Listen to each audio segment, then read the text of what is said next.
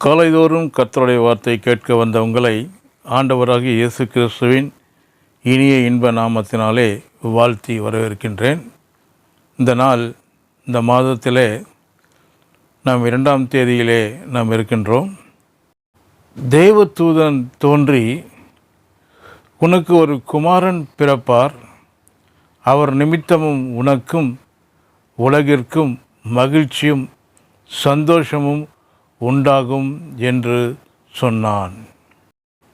மேசியா வரப்போகிறார் என்ற அறிவிப்பின் முன்ருசியை காட்ட, மேசியா வருவதற்கு முன்னர் எலியா முன்னோடியாக வருவான் என்று பழைய ஏற்பாட்டு மக்கள் எல்லோரும் எதிர்பார்த்து கொண்டிருந்த நேரம், மேசியா வந்தவுடன் தங்களுக்காக புதிய ராஜ்யம் ஸ்தாபிக்கப்படும் என்று ஆவல் மிகுந்து, அதை முன்னோடியாக வரும் எலியாவை வரவேற்க யூத மக்கள் காத்திருந்தனர்.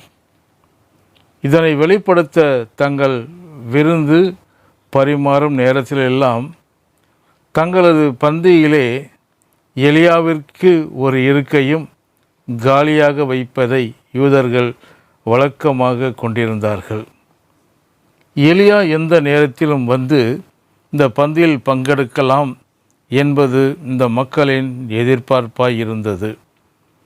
மேசியாவின் வருகை குறித்து, அவருடைய முன்னோடிகள் வருகை குறித்தும் பெரிய எதிர்பார்ப்புகளுடன் இருந்த யூத மக்களின் மத்தியிலே தான் சகரியா என்ற ஆசாரியனும் வாழ்ந்து வந்தான். இவனும் இப்படிப்பட்ட நம்பிக்கை கொண்டிருந்தவன் தான். ஒரு நாள் திரளான ஜனக்கூட்டம் தேவ ஆலயத்தின் வெளியில் ஜெபம் செய்து கொண்டிருக்க, சகரியா தனது ஆசாரிய பணியை செய்து கொண்டிருந்தான். அவன் ஆலய பிரகாரங்களிலே சகரியா தூபம் காட்டி கொண்டிருந்தான். இந்த தூதன் இந்த அறிவிப்பை கேட்டவுடன் சகரியா மகிழ்ச்சியால் துள்ளி குதித்திருக்க வேண்டும். ஏனென்றால் சகரியா ஒரு தேவ ஊழியன். மல்கியா தீர்க்கதரிசியின் புஸ்தகத்தை படித்து முடித்தவன், மேசியா வருகையின் முன்னேற்றத்தை அறிந்தவன். ஆனால் அவனோ, நானும் என் மனைவியும் வயது சென்றவர்களாய் இருக்கிறோமே, நான் எப்படி இதை நம்ப முடியும் என்று தூதனிடம் சொல்லுவதை லூக்கா 1:18 நாம் வாசிக்கின்றோம். லூக்கா 1ஆம் அதிகாரம் 15 முதல் 17 வசனங்களில் தூதன் சொல்லிய இதெல்லாம் விசுவாசிக்க வேண்டிய தேவனுடைய ஆசாரியன் தன்னுடைய வாயினாலே அவிசுவாசத்தை அவிழ்த்துவிட்டு ஊமையாகி போய்விட்டான். இவன் இப்படி இருக்க இன்னொரு காரணம் உண்டு.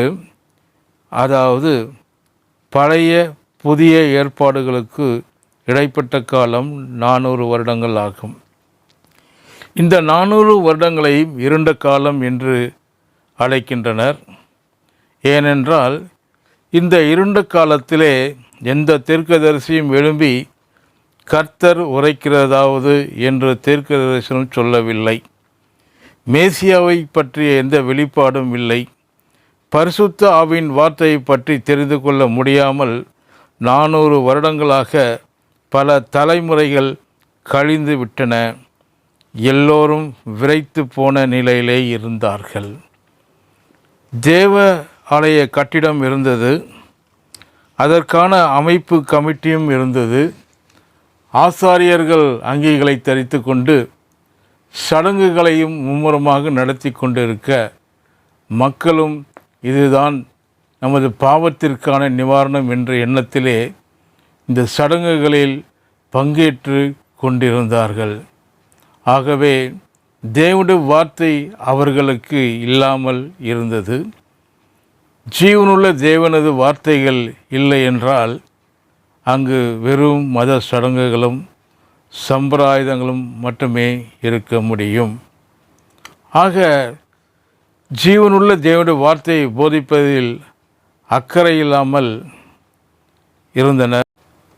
சகரியா தேவனுக்கு ஊழியம் செய்தவன்.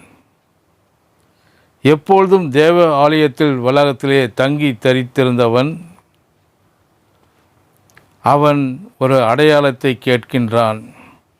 ஏன் என்பதை நாம் அடுத்த செய்தியிலே நாம் பார்ப்போம். கர்த்தர் தாமே இந்த வார்த்தைகளை ஆசீர்வதிப்பாராக. ஆமென்.